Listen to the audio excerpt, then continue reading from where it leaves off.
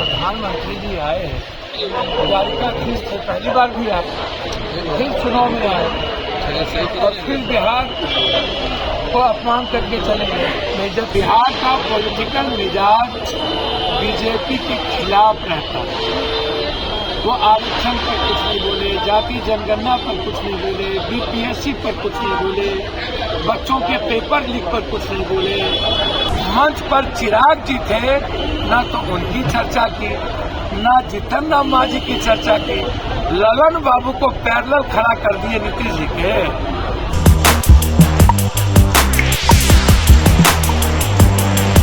नमस्कार, मैं हूं निकुल तिवारी और आप वॉइस अब देख रहे। देखिए, पटना पहुंचते सांसद पप्पू यादव जो है बहुत गर्म हो गए, बोलने लगे, धोती खोलने लगे, नरेंद्र मोदी को बोले कि क्या आपको चिराग पासवान नहीं दिखे, क्या आपको मांझी नहीं दिखे, और सीएम के सामने यानी पैरेलल में खड़ा कर देते हैं ललन बाबू को। ललन सिंह को भी खूब बोले हैं और पप्पू यादव पटना एयरपोर्ट पर सबको लथाड़ दिए हैं। चुनाव के बारे में कहे हैं, बच्चों के बारे में बोले हैं, अभ्यर्थियों के बारे में बोले हैं कि कुछ दिखता नहीं है, बस दिखता है कि कैसे चुनाव जीत जाए और नीतीश कुमार के बिना भाजपा कभी भी नहीं आएगी बिहार में। देख लीजिए पप्पू यादव एयरपोर्ट पर पहुंचते क्या कुछ बोल रहे हैं। किसानों के प्रधानमंत्री जी आए हैं, द्वारिकाधीश से पहली बार भी आए, फिर चुनाव में आए और फिर बिहार को अपमान करके चले गए, बेइज्जत करके चले गए। उनके पास कोई सब्जेक्ट नहीं है। 17 साल वो सरकार में अपनी बात नहीं बोले। 20 साल पहले क्या हुआ, 17 साल से बिहार में क्या होगा इसकी चर्चा नहीं है।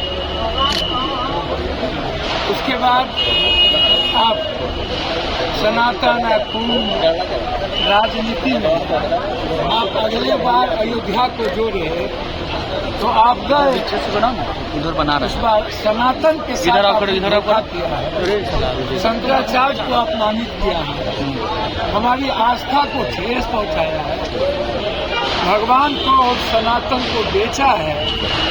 इसलिए जाइएगा, बिहार के परिप्रेक्ष्य में तो कोई बात बोले नहीं।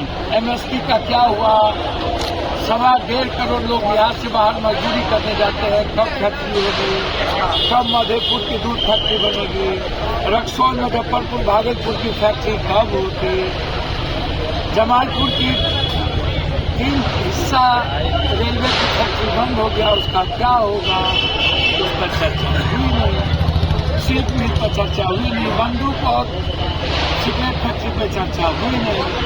जरा आप उनको बताइए, आप पेपर मिल पे चर्चा किए नहीं, बंद पड़े फैक्ट्री पे चर्चा किए नहीं, विशेष राज पे किए नहीं, तो आप किस पे किए? उन पे, जंगल राज पे।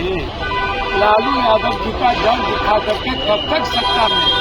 नीतीश कुमार जी के बगैर 7 जन्म में बीजेपी सत्ता में आ सकती है बिहार में। बिहार का पॉलिटिकल मिजाज बीजेपी के खिलाफ रहता है।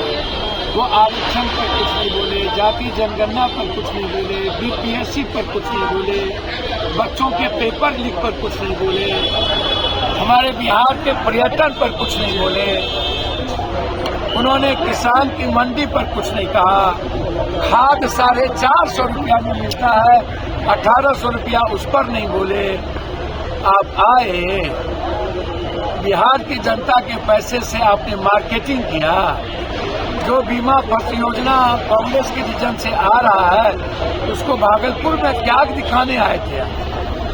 ये गणेश परिक्रमा करने, तो फिर चुहिया की चुहिया।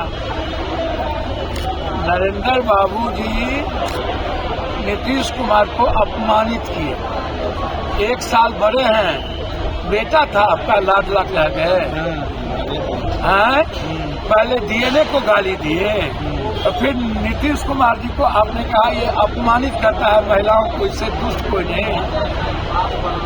पहले पूरे बिहार के डीएनए को गाली दी, और इस बार तो आपने अति कर दिया, लाडला कर, और ये अति कर दिया कि आप ये कहे ही नहीं कि नीतीश कुमार के नेतृत्व में चुनाव लड़ेंगे या भावी मुख्यमंत्री यही है।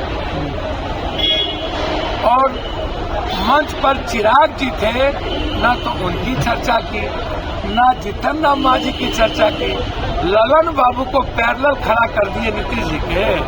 बाहर नरेंद्र मोदी जी मार दिए। पप्पू यादव का क्या कुछ कहना था वो आपने सुन लिया। ललन सिंह, चिराग पासवान, मांझी, नीतीश कुमार, नरेंद्र मोदी सब पर किस तरह से तंज कसे हैं और अभ्यर्थियों के बारे में क्या बोले हैं, रोजगार के बारे में क्या बोले हैं, गरजे हैं पटना पहुंचते, पटना एयरपोर्ट पर। बस समाचारों को सब्सक्राइब करें, पेज को लाइक करें। बहुत बहुत धन्यवाद।